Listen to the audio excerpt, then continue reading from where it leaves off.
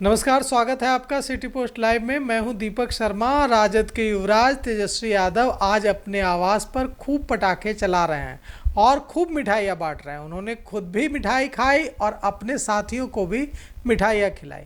खुद भी पटाखे चलाए और अपने साथियों से भी पटाखे चलवाए। तो तेजस्वी यादव इतने खुश क्यों हैं? वे इतने खुश इसलिए हैं कि वे कह रहे हैं कि केंद्र की मोदी सरकार ने जो जातीय जनगणना करवाने का फैसला लिया है, यह उनकी मांग की वजह से लिया गया है और इसका पूरा क्रेडिट वे अपनी पार्टी और खुद को और राजद के सुप्रीमो लालू प्रसाद यादव को देते हैं। तो हम आपको दिखाते हैं और सुनाते हैं कि तेजस्वी यादव ने कैसे पटाखे चलाए, कैसे मिठाइयाँ बांटी और क्या कुछ कहा।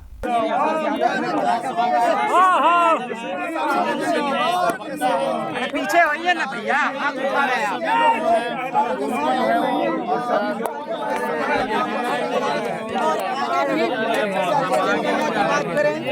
तो देववाड़ा की सरकार ने किया था। लालू यादव का कहीं ना कहीं ये जीत है और इसके कारण मनाया जा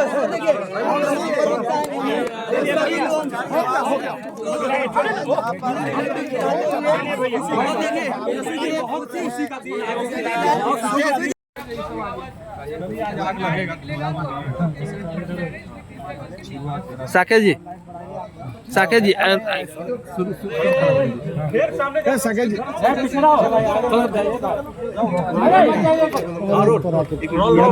केंद्र सरकार के द्वारा जातिगत जनगणना कराए जाने की घोषणा के बाद जश्न का माहौल है। सिर्फ पक्ष ही नहीं, सत्ता पक्ष ही नहीं, विपक्ष की तरफ से भी श्रेय लेने की जो होड़ है वो आप देखिए। यहाँ पर तेजस्वी यादव अपने आवास पर जश्न मना रहे हैं, पटाखे चलाए जा रहे हैं। यहाँ पर तेजस्वी यादव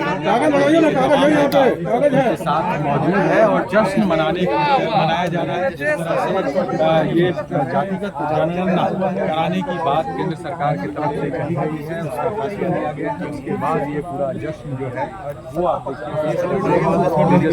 देखिए। ये मुद्दा काफी अहम हो जाता है बिहार में, क्योंकि बिहार में इस बार विधानसभा का चुनाव भी है। तो ऐसे में इस मुद्दे को जाने की कोशिश जो है वो नलिन भाई पीछे बात नहीं।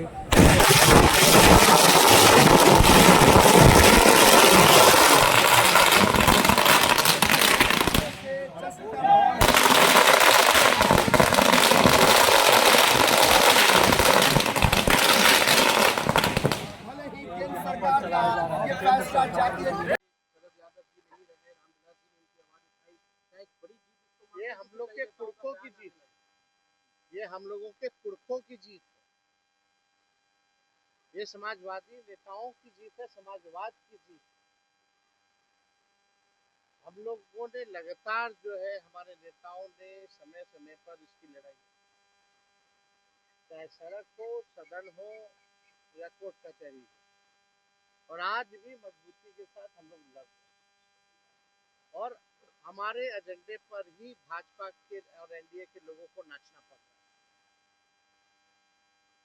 तो ये तो जीत हुई है, लेकिन अभी देखते हैं कि खाली बिहार चुनाव के लिए सिर्फ गुस्सा तो नहीं थोड़ा है कि वाकई में ये करा रहे हैं तो रिपोर्ट का कचरे के ढेर में तो नहीं फेंक रहे हैं। तो हमारी नजर हर एक चीज पे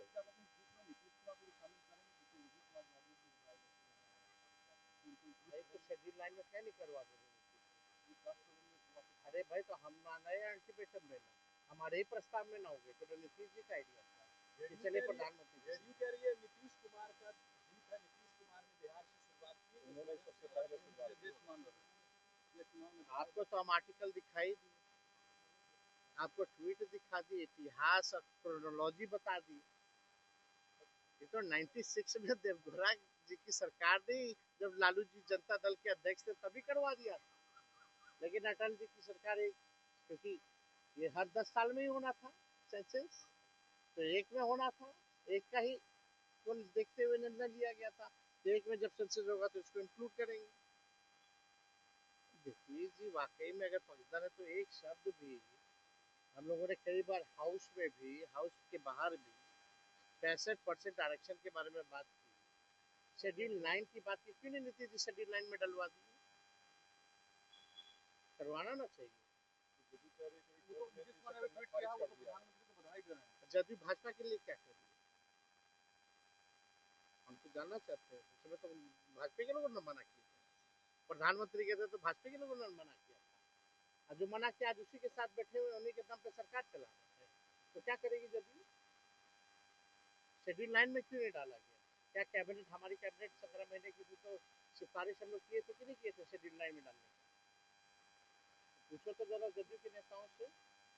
अब जदयू जदयू कहाँ रहेगी, सब तो भाजपा ही है। कोई भी बयान कुछ भी नहीं, कुछ तो होना ना चाहिए। शेड्यूल 9 के बारे में आप नहीं बोलते, आरक्षण के बारे में प्रधानमंत्री आते तो क्यों नहीं बोलते? नीतीश जी को कभी सुने उसके बारे में बोलते? इंडिया ब्लॉक की बैठक में इस एजेंडे को ये निर्णय हुआ था कि 2001 का जो सचिव होगा उसमें जातीय जनगणना जो है कराया जाए। और लालू जी उस समय जनता दल के राष्ट्रीय अध्यक्ष रहे, और ये हम लोगों के दल के, हम लोगों के नेता की 96 से ही लगातार जो है मांग थी। कोई माने ना माने, ये इंडियन एक्सप्रेस का ये कटिंग भी है हमारे पास। तो जब देवगौड़ा ने ये फैसला लिया था, इसमें लिखा the proposal for a caste based census, a move recently opposed by the Home Ministry, had been on top of the agenda of the 1996 United Front government। तो ये तो तब से ही हम लोगों की। और 2001 में कौन प्रधानमंत्री थे, किसकी सरकार थी? तो हम लोगों की बीजेपी की सरकार थी, अटल जी प्रधानमंत्री थे।